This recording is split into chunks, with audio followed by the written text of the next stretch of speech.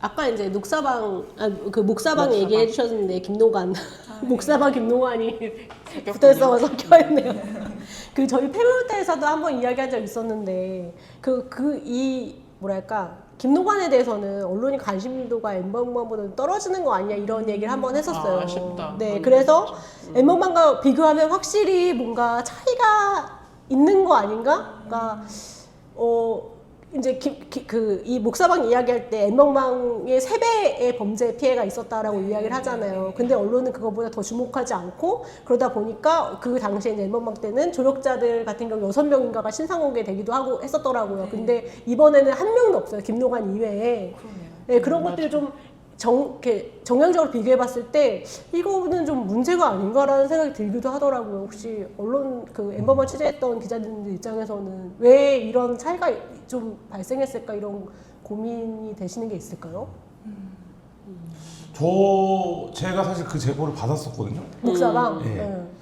근데 약간 기시감이라고 얘기했지만 저도 약간 뭐라 그럴까 약간 이거를 또 어떻게 해야 되지? 이런 생각을 했었어요. 어떻게 해야 돼? 그거 맞아 막막할 것 같아요. 그러던 사이에 이제 보도가 나온 건데 뭐 그런 건 것 같아요. 그러니까 예를 들면 뭐 제가 취재기자 입장에서가 아니라 저는 약간 그러니까 두려운 게 있었어요. 그러니까 이거를 또 다시 이렇게 다시 하는 가는 거에 거에 대한 대해서.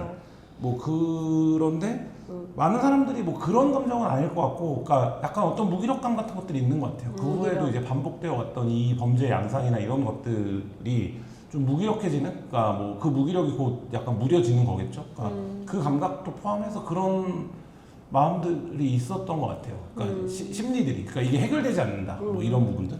네. 해결되지 않는다. 사실 그 사건을 접하는 어떤 뭐 일반적인 사람들의 마음 속에서도 그런 것들이 있을 수도 있겠다라는 생각도 또 뭐 이렇게 얘기하시니까 한편으로는 또 그런 생각도 들기도 하고, 그럼에도 또 좀 다르게 또 이야기를 또 가져왔으면 좋겠다라는 생각도 바람도 또 한편으로는 있기도 합니다. 네, 그러네요.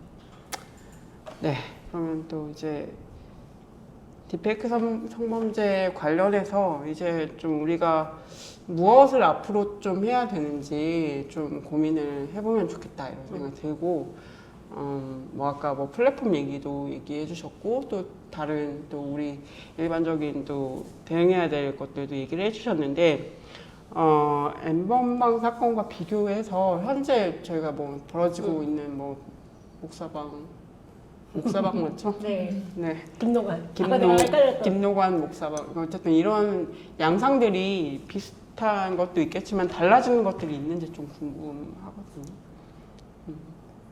그러니까 좀 뭐 정확한 대답인지 모르겠는데 사건으로 보면 해결할 수 없을 거고요. 계속적으로 새로운 사건들이 발생했다고. 네. 5년 전에도 했던 얘기인데 별로 실천되지 않았다는 게 좀 안타깝긴 한데, 많이 했던 얘기인데 결국엔 지금 아이들이 태어나자마자부터 핸드폰을 쥐고 사는 아이들이잖아요. 그러니까 그 상황에서 우리가 이 아이들에게 이 디바이스를 어떻게 활용하는 거고, 이 디바이스에서 어떤 점이 범죄야, 이 디바이스를 이렇게 하면 안 돼 라는 거에 대해서 얼마나 얘기하고 있는 거야. 그냥 너 유튜브 너무 많이 보지 마.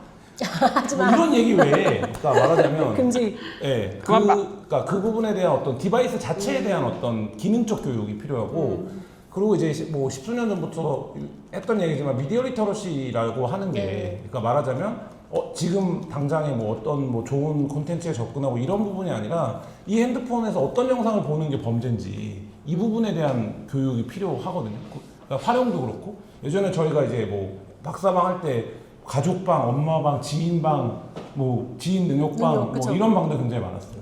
그러니까 이제 그게 일정 정도의 논리적 접근이 있는 거예요, 거기에. 근데 그 이전까지 그게 기성세대들이 보면 야 그런 짓을 왜 당연히 범죄지라고 생각을 하지만, 이거를 이제 태어날 때부터 핸드폰으로 뭔가를 찍고 이런 세대들에게는 그 감각 자체가 사실 다를 수 있다는 거를 인정해야 된다는 거죠. 그러면 그 감각에서 이거를 사회화시키기 위한 건 결국에 교육인데, 그 부분에 대해서 전혀 투자하지 않고 있는 상황. 뭐 그게 집이든 학교든 뭐 이거를 바꿔야 된다. 그러니까 뭐 추상적인 개념으로서 무슨 뭐 학습적 개념으로서의 미디어 리터러시 이런 개념이 아니라 실제로 이게 사회와 반사회를 구별짓는 지금 기준점이다. 뭐 이런 관점에서 저는 시급하게 필요하고 저희가 첫 번째 보도했던 네. 그 인천 지역의 고등학생도 굉장히 좋은 학교 다니고 공부 잘하고 이런 학생이었어요. 근데 기숙사 살면서 밤마다 그렇게 해요. 자, 우리는 그 두 얼굴을 가지고 있는 아이들을 우리 주변에도 있을 있는 거예요. 거죠. 예. 네. 그러면 뭐가 필요한 거냐? 예를 들면 처벌과 단죄 당연히 필요하죠. 근데 그렇게 되지 않도록 하는 사회적 과정이 있어야 되는 거고 그 사회적 과정을 지금이라도 어쨌든 설계해야 된다. 그렇지 않으면 이 실패는 계속 반복될 거다. 이런 생각합니다. 갑자기 그 생각이 났어요. 왜 게임하면 되게 엄마 욕을 굉장히 많이 하고 그래요? 장난 아니지. 아, 네, 게임 안 해요. 시작이 그거 시작이야. 그래서 시작부터 이제 그런 거 자체가 뭔가 감각이 없다. 뭐 그런 것들이 시작이 아니었을까. 그냥 약간 그 단어 못 쓰게 하면 약간 변칙적으로 쓰고 막 이런 것도 있잖아. 갑자기 그게 생각났는데 그런 문화에 너무 절여져 있었다. 제가 그 욕을 들었던 게 이제 20년 전부터 꿋꿋하게 이제 게임에서 항상 들으니까 그런 생각이 갑자기 드네요.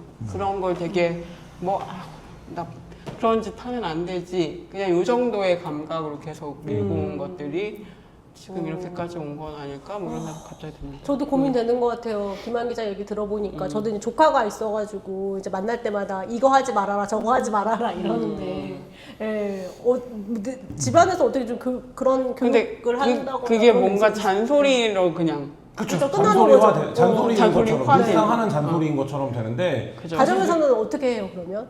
자녀한테 이거 그냥 개인적인 궁금함. 일상적으로 실천하기는 굉장히 어렵죠. 그러니까 저는 그게 교육과정 들어와야 된다고 봐요. 그러니까 어떤 방식이 됐던 교육과정 들어와야 되고 아이들이 그거를 이제 말하자면 공동 규범을 익힐 때 마땅히 익혀야 될 문제가 정도로까지 격상이 되어야 우리가 좀 길게 보면 중장기적으로 보면 해결 가능해지지 않을까라는 생각을 하고 뭐 그런 몇 가지 원칙이나 약속들은 정하죠. 그러니까 예를 들면 뭐 타인의 동의 없이 누구를 찍으면 안 된다. 그다음에 뭐 채팅방이나 이런 데서도 뭐 그 사람이 있건 없건 그 사람에 관한 욕을 하면 안 된다. 그 사람이 험담을 하면 안 된다.